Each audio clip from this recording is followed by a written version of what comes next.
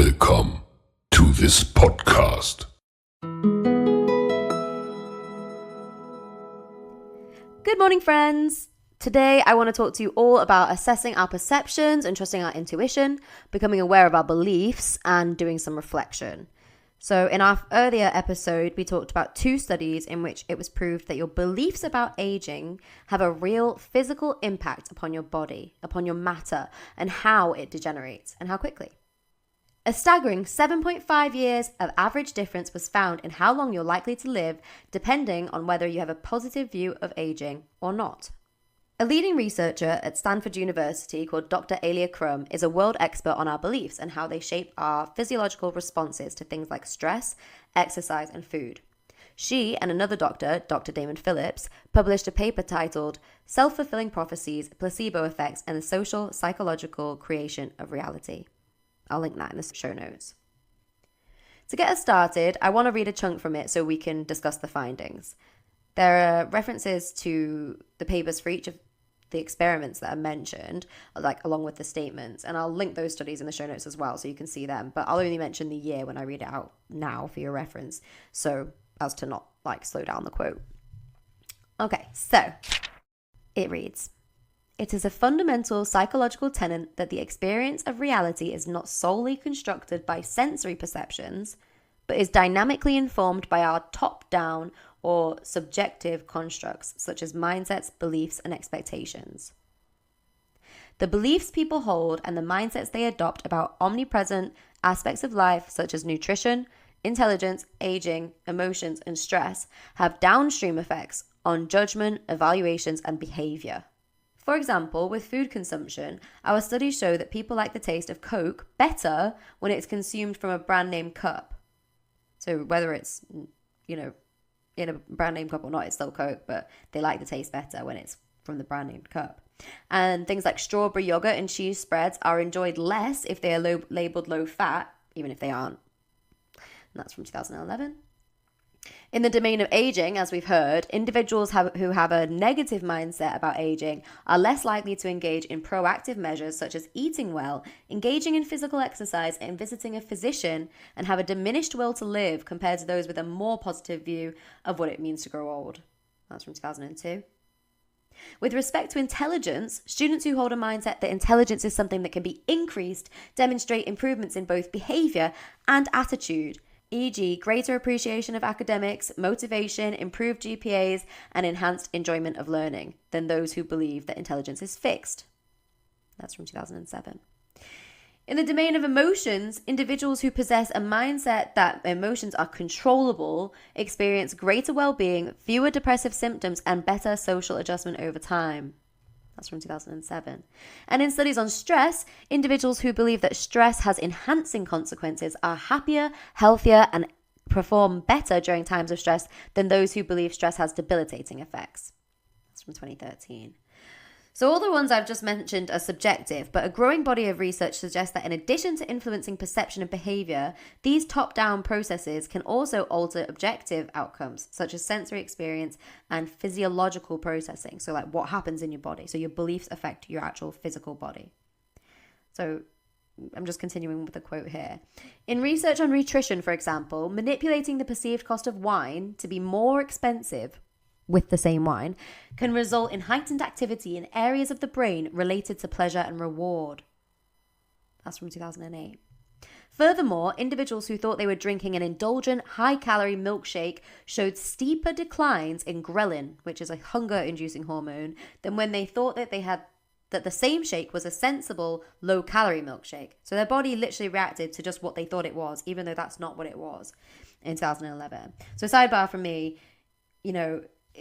to explain if it's not clear, your body reacts by making you less hungry as if you've eaten something very filling, as long as you believe it was filling, even if it wasn't, and vice versa.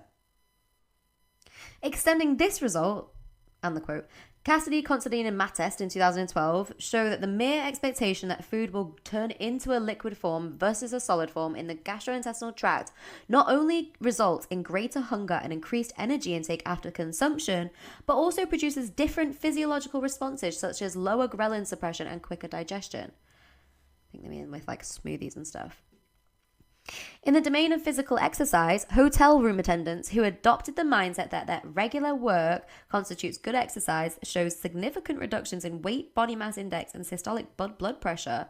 So they were already doing that exercise, but then after the next time they went to visit them, the people who were told that that would be good exercise, what they were already doing, started to have lost weight and everything, even though nothing had changed about their behavior.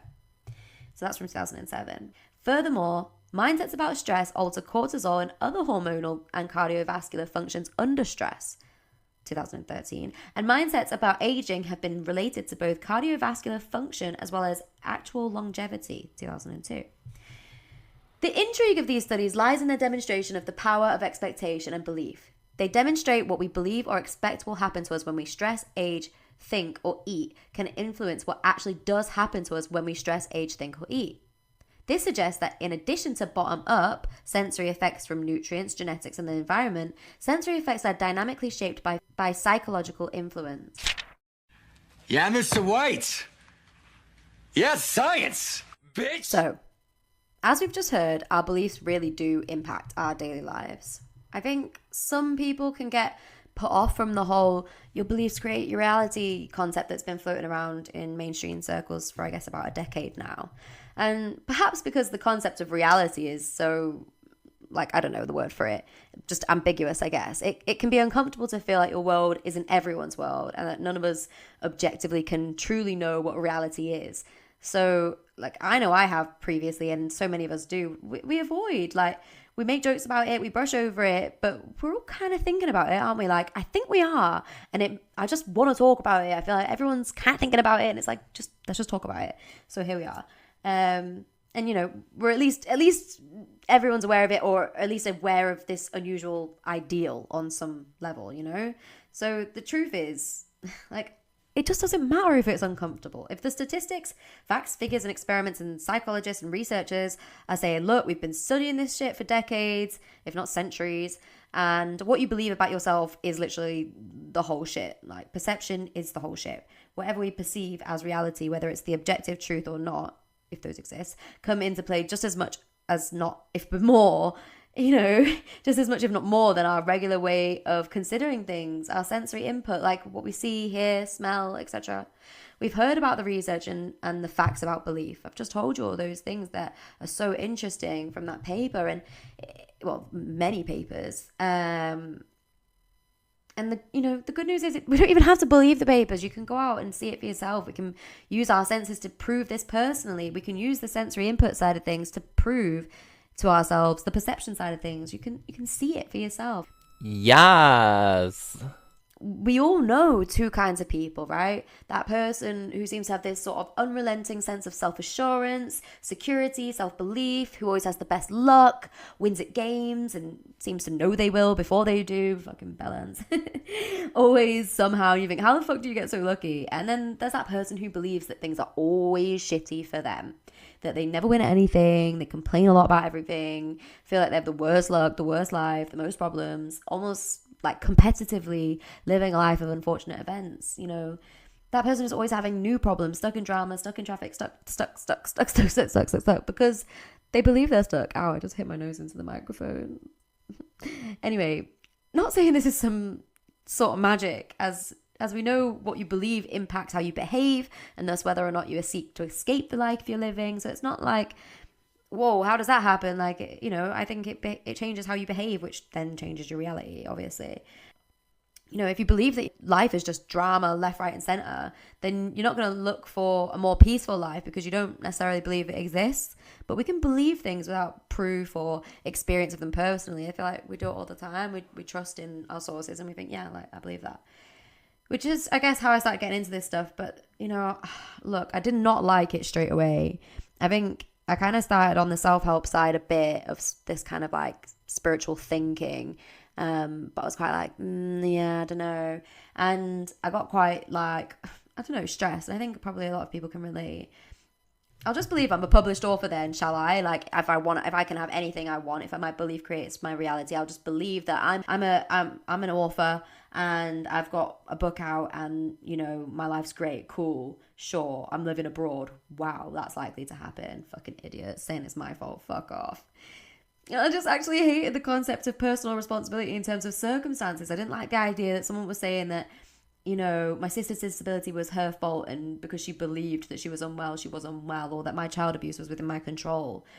But I think what I started to realize over time was that nobody was saying your problems are your fault, but just that your solutions are within your power. The beliefs that you have about your life can impact the actual, you know, the symptoms of the things going on. You can deal with the proverbial symptoms of the issue. You don't just have to lay down and suffer. And I don't think we choose our circumstances, but I do now think that we almost always have the ability to change them, even just through our perspective, you know, at least in some way, even just like a little bit. I thought it was a load of rubbish for a while, but I was desperate for a change, so I kept listening and I took action. And I don't mean to sound like a dickhead when I say this, but look at me now. I've got 2 books out. I've done a podcast before this, which is something I would have been like well too anxious to do. And I lived in Berlin for nearly 2 years as a result of this action that I've taken. And I just feel like a much more happy version of myself now. And I do think belief is like the number one thing. It's literally just a perception change, because perspective change. I know, like, I just thought this was going to be a dream, and I know it's not like I'm not famous or anything, and not that many people have bought my books, and it's not that exciting in that kind of way, but it's what I wanted, and I feel grateful that I was able to do those things. And I think it's only been because changing my perspective. Do you know what I mean? Like, this isn't about a podcast about that kind of stuff anyway, but I think it's important to talk about anyway. You know, I've been both of those people at different times. The Mona who felt stuck and was struggling, and the one with all the good luck. And my God, I just know for sure that my perspective, the way I was looking at the situation, and my beliefs about hope and my capacity for change and my eyes opening to opportunity were the only differences. Like before, I thought my life was just going to look how it looked forever, and I was just stuck, and that just wasn't the case. You know, my circumstances were rough in both situations. Like, I've experienced homelessness on multiple occasions, obviously going through significant trauma, unemployment, pain, isolation, all these different things, and chronic illnesses, and but all those things have quickly changed with a better perspective, because I've allowed myself to believe that those circumstances weren't forever. Whereas my misery guts, like sad boy, victim mode goggles, only made me feel shittier and yeah, stuck, hopeless. And I even notice it now, like it happened. I'm not saying like, you know, you're going to feel like it all the time, but being aware that your beliefs make a difference is a huge thing, because like there are still loads of times where I wake up and I'm like, fuck this life, can't be bothered, everything's shit. But then I know later in the day, okay, I've been feeling rubbish. Maybe if I try and encourage myself to think about some things that I am happy about, I'm going to feel a bit better. And then I do feel a bit better, and it, you know, or ways that I can find solutions to the problems. Yes. We don't know anything really. It's all up for debate. So I decided to choose to know and in turn believe that things could improve, even without proof. Because for me, that was the difference between the dance with death, sitting here healthy and happy and achieving a sense of fulfillment and purpose and creativity and love every day. A belief can be the difference between a good performance and a bad one, a good day and a bad one, a good life or a bad one. And obviously good or bad is all perspective too. So it's like a circle, you know, that all comes down to how you feel, which will definitely be a whole topic for another day as well. A belief is a thought we've had a lot of times and decided is true, whether it's factual or not. We often learn what to believe from the people around us. As children, we typically trust what we're told and accept it. Like my uncle told me, if you eat watermelon seeds, that watermelon trees would grow out of your ears. And I didn't think to question that straight away. But obviously don't take that as an indication that I'll just believe anything though, because I was a young child at the time. But I'd put it back to the back of my mind, but just always avoided the seeds. I don't know, like, I don't know. It sounds stupid now, but at the time, I just believed it. And we all do that. The point is, clearly it's important to assess our beliefs and make sure that they're in support of what we want and not what we don't want, and to do with a life that we actually want. You know, if you want to live a long life, then believe that aging is a good thing and that you can experience more things in aging, and, or, you know, just good things.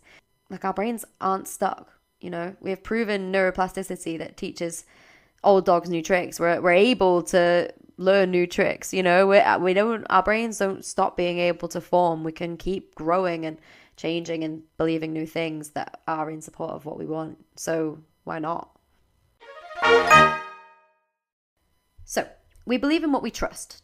Do you trust yourself? Do you trust others? How do you determine what to believe?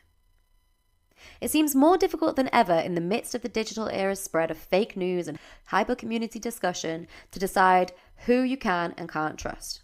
We have all been thrust into a new world, and the impact of it we can't fully know yet, made more difficult by the mystery of truth. What is truth? If you take belief out of the equation, what we know to be true is most often simply what we believe to be true. I suppose I didn't take belief out of the equation, but I feel like the two go together. Like, of course, it's multifaceted and there are different factors to knowing and to believing. And obviously you have stronger beliefs that you are more confident in. You know, it's a spectrum. But the bottom line is that we don't truly know any of our beliefs to be the absolute truth. History shows that what we think we know changes all the time, as we don't even know if there is an objective truth. And if there is one, we don't usually have, like, we don't have it to reference. We don't have it to hand. It's not like there's a guidebook, like, these are all the truths. Like, we just have our ways of figuring things out, and then we usually get to a point where we're like, cool, let's move on, and assuming this is the case. And then sometimes we use that and we realize, like in a maze, that we've gone the wrong way because it let us go a bit further, but actually no, that's the wrong way. But it gives us information, so that's useful and has been in the development of humanity. What we believe to be true is often wrong, and a lot of the time we believe it even in the face of the evidence to the contrary. In fact, in his book Entangled Minds, Dean Radin talks about how sociological research suggests that we dig our heels into our beliefs even stronger in the face of evidence to the contrary. So it's just weird human behavior, isn't it? Like, we're all weird. But anyway, that's me getting sidetracked. Our beliefs impact our whole lives, and that must mean that they impact how we exist. Our strongest beliefs are often referred to as an inner knowing, and in comparison, intuition is also an inner knowing, and trusting it can often depend, but not always, on trusting itself. Sounds interesting. If you're like me, you've broken a lot of promises to yourself. You might say you hate yourself and call yourself names. You might say, fuck my life, and make jokes about wanting to be dead. You might basically treat yourself like a piece of shit you just stepped in. Do you trust people who treat you like that? A lot of us, from anywhere from traumatic backgrounds to people-pleasing tendencies, tend to regulate ourselves based on the perspective of others, usually down to the fear that we'll fuck it up or make the wrong choice or, have a lack of confidence in our ability or motivation to do what's best for ourselves. Trauma impacts our ability to trust ourselves, and I think a lot of people have trauma. It's not that uncommon. It's amazing to be empathetic and to be able to see things from the perspective of others. But that's not the same as regulating our whole beliefs and perspectives from someone else's point of view or as, a group of people's point of view as the main channel. Always trying to see yourself, how other people are going to see you, and worrying about that. People who feel like fuck ups or have made poor decisions in the past or experienced emotional abuse that makes it hard for them to believe their own self or self-worth or trust their perception due to gaslighting may get into the habit of second guessing themselves and seeking others' opinions and validations to help them make decisions as opposed to trusting themselves. So we're seeing everything from everyone else's point of view and just kind of being like, okay, while this might help them, make them feel like they're safe and in control, it can get worse over time as they become further disconnected from their needs and instincts. We obviously don't want to be disconnected from ourselves. We want to feel connected, don't we? That deep feeling of knowing that we're safe and complete, a reliance on our inner guidance system and a comfort in our trust of it.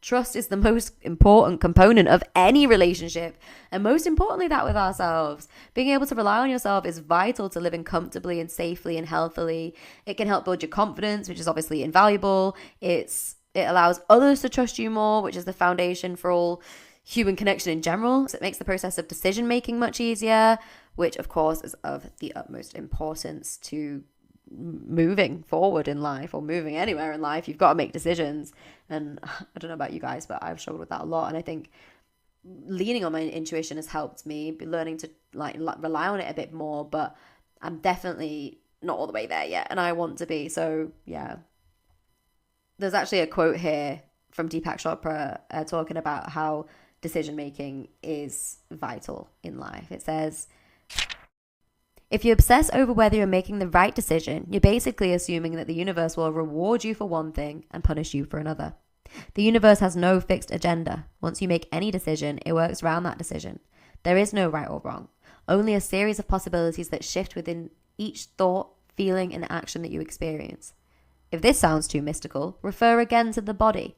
Each and every significant vital sign, body temperature, heart rate, oxygen consumption, hormone level, brain activity, and so on, alters the moment you decide to do anything. Decisions are signals telling your body, mind, and environment to move in a certain direction. So, obviously, we've got trust, we've got decision making, we've got beliefs, and all of those things kind of impact each other. And they all impact intuition. But when we don't trust ourselves, we get into some sticky situations. We say, fuck it, we do the dangerous thing. So trusting yourself, trusting in your ability to make decisions and preparing for the consequences of those decisions is absolutely vital. So self-trust is at the forefront of making the most of our intuition. And woohoo, we into it, baby.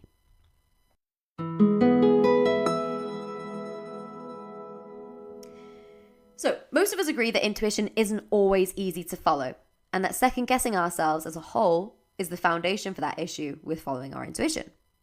We don't trust our own perceptions, and it causes us trouble or gets us into it. Lol, into it. Like the other day. So, right, this is actually quite an annoying story. So, a property inspector was coming around to our house, and we got the email on like the Thursday saying they were going to come around on the Tuesday. And we wrote to them back and we said, sorry, 9 till 6 doesn't work for us because we've got our dog. Can we agree a time slot? They got back to us. They said, yeah, what time works for you? We were like, oh, okay. Yeah, well, 10 works for us. And then we just thought, cool, like, that's it. And then the morning of, I started to get a feeling that there was something that was going to go wrong with it. And I was feeling already a bit worried about it because I don't like to have strangers in my house anyway. And I said to my boyfriend, did you get an email back about that? And he said, well, no. And I was like, okay. And in the moment I thought maybe we should get in touch with them. But it was, it was like first thing in the morning. Like, I just thought, never mind, it's fine. I'd planned to take the dog out for while they were there so that it wasn't like a big issue. The dog was like trying to, my dog's really keen to speak to everyone. So it would have just been a bit distracting. So I was just kind of waiting around all morning to do this. And so I went out at 9:45 because I thought we'd said just a bit before 10 or 10ish. And yeah, then I was out for like 2.5 hours and had to come home because they never came. And so my boyfriend obviously rang them up and they kept just putting him on hold and transferring him. And it was just like not the people, because it was a contractor that was coming to do it. So it wasn't the people in the office that really had anything to do with it. And yeah, so it was one of those things where like I kind of knew it was going to be one of those things where we should get in touch straight away, like 8:30 when we were talking about it. But I kind of just felt, no, it'd be all right. Like, don't want you to have to go through the effort of ringing them. Just don't worry about it for now. So I just ignored it. But I feel like it's one of those situations where I'm like, why didn't I trust it? Like, even though, it would be typical for them not to reply. Like, they're not the kind of estate agents that are like, yeah, we'll confirm everything. Like, they're not that communicative, but usually they just do what you've agreed. Like, it wasn't like we sent the email late at night. Like, they've had 4 days to figure out what to do about it. Do you know what I mean? They didn't tell the contractor that we'd agreed for them to come at 10. They just didn't tell them. So it was just like, right, okay, well, no. So we just thought that it was normal, but how do I learn to trust myself? How do I learn to say, yeah, that feeling comes above everything else? Like, even if it's a bit weird or it's like, nah, like, is that necessary? Yeah, it is.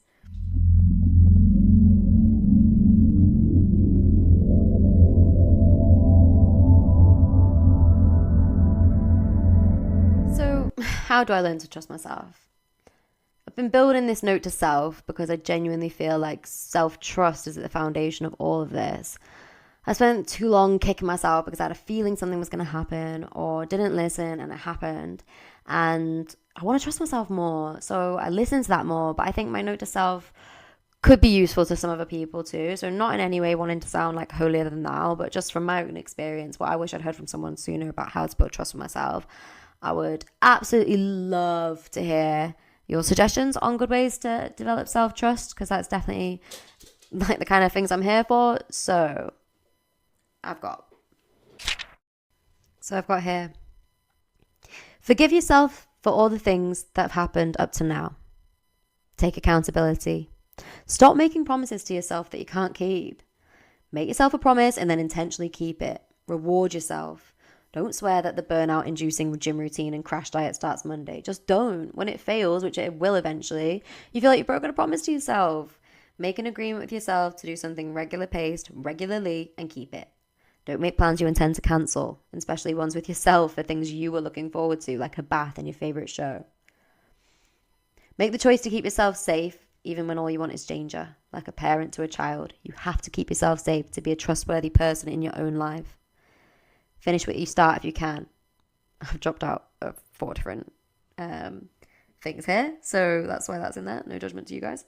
And don't start things you don't intend to finish. In fact, start small projects that you know you can finish. Reward yourself when you do it and build up from there. Speak kindly to yourself and just be fucking reasonable with yourself as you would to others. Adjust your expectations of yourself to be realistic. Don't do things you're not comfortable with simply to please others. Don't go against your own values to stay hidden. It creates a war within yourself. Cut off toxic people and gaslighters. You can't trust them, which makes you, unable to trust that easily at all, including yourself. And listen to what your body says, even without reason. Be gentle with yourself about your mistakes. Write things down. Listen to your physical sensations. Name them. Get to know yourself. Find out as many of your likes and dislikes as possible. Figure out what you enjoy to do and do more of it. Connect with who you are by behaving like a caring friend to yourself. Try not to lie to yourself. You don't need to. If you didn't try your best, allow yourself to hear it. But don't hate yourself for it. And stop saying you hate yourself. So building up a relationship with myself consistently will help me have a better self-trust, which encourages self-belief and should mean that I can use my intuition better to keep myself both safe and hopefully successful too. So I guess moving forward, more specifically, how do we trust our intuition? How do you tell the difference between fear and anxiety pulling at you and actual intuition? The research, so hard to say the research shows. Oh, now I've done it. Right, okay.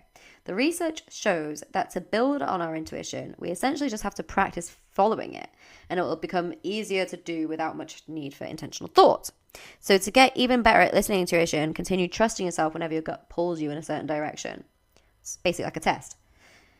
There's a renowned psychic known as Lauren Lynn Jackson who wrote a great book called Signs, and another called Laura Day, who were interviewed recently. And in that interview, explain how to train yourself to differentiate your intuitive feelings from your regular ones. And the lowdown is basically, if the feeling feels like fear, anxiety, and a racing brain, it's not it. When you get an intuitive nudge, it feels like something is off. There's not good reason for it. It almost feels like you've put a movie on slow motion or like a glitch has happened. Things slow down and you wonder if they should speed up. There's a calm feeling of certainty to it. You just know something is off. Fear, on the other hand, feels more frantic. It's a feeling of anxiety, worry, and spinning thoughts. It's a sense of all the worst case scenarios that run through your head. While there may be a reason to be afraid, intuition doesn't come at you like that. Intuition is a survival and default skill. The most useful thing to train it is to document it. Make your intuition evidence-based. Write down everything. When you get those little left field impressions and messages coming in, you start writing them down, you'll be building a map. So what they've said is, you're getting intuition constantly, but if we're not filing or documenting it, we're not going to be able to follow it. Document the thoughts and feelings and document your reaction to them. If you also write down and get out of your head the specific goals and hopes that you have and pick one a week to work with, your intuitive messages will come through in support of that goal. Document those and you're truly on the road to success in your area of interest. That could just be in your interpersonal life. That doesn't need to be like, becoming a movie star or something. It's just what matters to you right now. It might be getting your kid to go to bed at the same time every day or something like that. So I'm going to start an intuition journal, I think. Maybe you guys want to do this too. Maybe I'll also find it easier to give you guys examples. Ooh, yeah. Watch this space. Dude.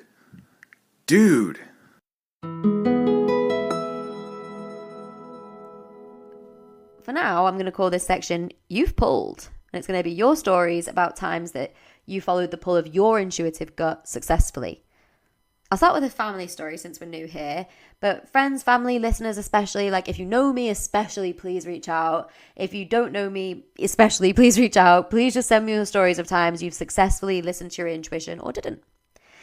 So, my granddad was staying in, I think, Phuket, Thailand for Christmas in 2004. He likes being away for the holidays. He was already there a while and had basically planned to stay until the new year, but something told him that he should be at home, and he felt like he couldn't ignore it. Thinking it was something gut-based he needed to see back to in the UK within the major company he worked for, he returned late on Christmas Eve or early on Boxing Day. I was just a kid, obviously, so I'm not exactly sure. But then, yeah, there was the Boxing Day tsunami that devastated Thailand and the Indian Ocean earthquake that killed at least 225,000 people. It's absolutely unbelievable the near misses that we can have, and I bet all of us have things like that. Even just times you've gone to like cross the street and hesitated without reason, only to have a fast truck come speeding around you, just missing you. Is it luck? Is it instinct? When we listen to our intuitive urges, when we take action based on what we're lucky enough to feel or sense, we can keep ourselves safe if we believe those like precognitive moments. If you get an intensely bad feeling about someone, don't wait for a reason, just listen to it. If you get a strong feeling about anything, it's your internal compass. Listen, and don't just listen and take account of it. Take action, do it, like do the thing. I've heard and read of countless accounts of people who've had a feeling about something on the road and avoided a fatal crash because of it.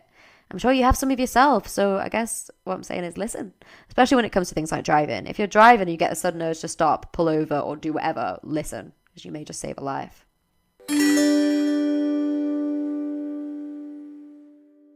In your everyday life with smaller things, not life-endangering situations, I think it's best to test that knowing every now and then. It will help you trust it more. Practicing trusting it by testing a feeling you've had by going against it, ideally not in the dangerous ones, but in other feeling times, will encourage us to confirm or affirm to ourselves that we should trust it next time. And that really will build self-trust, because the way we learn anything is by affirmation and then confirmation. Ooh la la. Ooh la la. Ooh la la. All right, so this little section about intuition changing the world, there are so many things where cool shit your brain does, like dreams, etc., are kind of like downloads in the world. Like people getting these like random ideas out of nowhere, sudden realizations, or whatever. And those things end up changing the world. So for example, in a dream, Niels Bohr saw the nucleus of the atom with electrons spinning around it, like planets going around the sun. He had a gut feeling that it was accurate, so dedicated his research to proving his theory. Lo and behold, he was spot on and won the Nobel Prize for Physics for his breakthrough. Like, sorry, but that's just fucking mad. He had a dream. He saw the nucleus of an atom with electrons spinning around it like planets going around the sun. He had a gut feeling that it was accurate, so dedicated his research to proving his theory. Lo and behold, he was spot on and won the Nobel Prize for Physics for his breakthrough. That is crazy. Like, that's just mad. Our world is completely impacted by intuition, dreams, people having these weird conscious experiences all the time. And I feel like we need to bring attention to it. And then this section is called Intuit, but it's what I'm into right now. So a product and a book. Or not necessarily a product, but like a thing and a book. Things that keep your intuitive mind in check. So for quite a few years now, I've been doing meditations, like guided meditations. I'm pretty much always on YouTube. And for the last couple of years, I've been doing it where we sleep with 8 hours of meditation stuff going through the night. I've had a lot of issues with like nightmares and stuff in my life, just bad problems with sleep, and I find it keeps me relaxed. So one of the things I'm really into, and it's probably one of the things I like, it's like the thing I do the most, do you know what I mean, in a way, because it's like however many hours, 8 hours if I'm lucky, is Jason Stevenson meditations. He's on YouTube. I can link one of them down below, but a lot of the time they're like 3 hours long, and it starts with like a story. It'd be like, it's not like a story like you're being read to, but it's like a visualization type thing. And yeah, I just love them, and I'm into that. So that's my one thing. I don't actually listen to a whole lot of meditations from like other websites though, or ones you would need to pay for, and I hear people talking about them and I think, I kind of want to check them out, but like I can never be bothered. Like I feel like when I'm actually sitting down to meditate, I like the feeling of knowing it's going to be good. I don't like to feel like I'm kind of wasting the time. But I'm sure I wouldn't be. I'm just not patient. So hopefully maybe some people can hook me up with like the best meditations, even if I do have to pay. I don't mind if it's good. Do you know what I mean? I do one in the mornings off the Pure Gym app at the moment, which is like breath work heavy. And then these obviously various ones for around 8 hours at night. Sometimes there's like different things involved as well, but just music and stuff like that as well. But it's not that varied. So if anyone has any good recommendations for like people that make those type of videos and are good, then please holla. So yeah, my book recommendation for this week is going to be The Conscious Universe by Dean Radin. There's actually a Goodreads review that randomly I saw before, and I thought, you know what, this is a great explanation, so I'm just going to use this explanation, and hopefully you guys can connect with what it's all about. So it says, Dean Radin devotes most of his time to, within the book, 1, presenting the overwhelming lab-based scientific evidence for psi, and 2, discussing the reasons that mainstream scientists have studiously ignored this evidence in particular and the field in general. 2 factors combined to make Radin's evidence persuasive. First, there have been great many under-publicized lab studies of psi over the past 30 years or so, and these have 1, been rigorously designed as double-blind studies that take into account criticisms of earlier, less rigorous work, and 2, employed new computer and video technology completely automated to exclude the possibility of contamination by the experimenters or subjects. Second, during roughly the same period, there have been numerously statistical rigorous meta-analysis of all prior recorded studies of each of the major psi phenomena: clairvoyance or remote viewing, telepathy, precognition, telekinesis, or action at a distance. These evidential standards applied to these lab studies and meta-analysis were more rigorous than those applied to most experiments in conventional physics. Result: virtually all of the rigorous lab testing and every one of the meta-analysis indicated psi effects far beyond what would be expected by chance, with the odds against ranging from 20 to 1, the border of statistical significance, to trillions to 1. Collectively, the odds against are astronomical. So it's amazing. And he also just mentions here, Radin uses the 4-phase paradigm for scientific change to position the scientific culture's current view of psi. The 4 phases. 1. Impossible, brackets, violates law of science. 2. Maybe something to it, brackets, evidence hard to ignore, but phenomenon not important. 3. Hey, this is something, brackets, evidence strong and phenomenon looks important. 4. I knew it all along. Radin feels that psi, which was long stuck in phase 1, impossible, has now entered phase 2, which is, maybe something to it. Can phase 3 be far behind? Now, intuit is here to help the general public, hopefully, figure it out and move ideally as a whole from, phase 2 to phase 3. Hey, this is something, because I think all of the evidence is suggesting that it is, So today I think that's a great place to close off. It feels to me like awareness is everything. If you're aware of what you're thinking, you can deliberately change it, thus changing your reality. Being aware of your beliefs can in turn help reduce limiting beliefs, and collectively, if we all became more and more aware of ourselves and of each other, we may just live in a different world. I wonder what that would look like. Could be kind of weird, like everyone's on an acid trip all the time, or it could be fucking beautiful and fuel massive evolutions in what the potential and capacity for our ever-developing world is. I guess what I'm learning to be conscious of is what I'm thinking, feeling, and believing, and where those beliefs come from.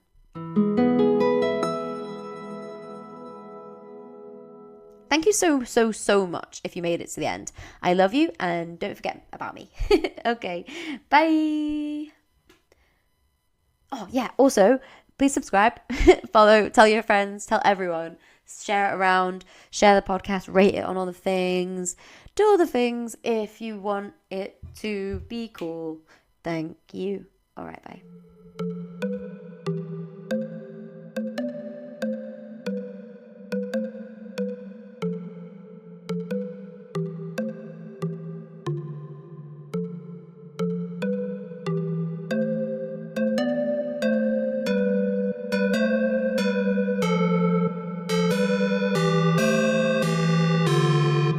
Sounds interesting.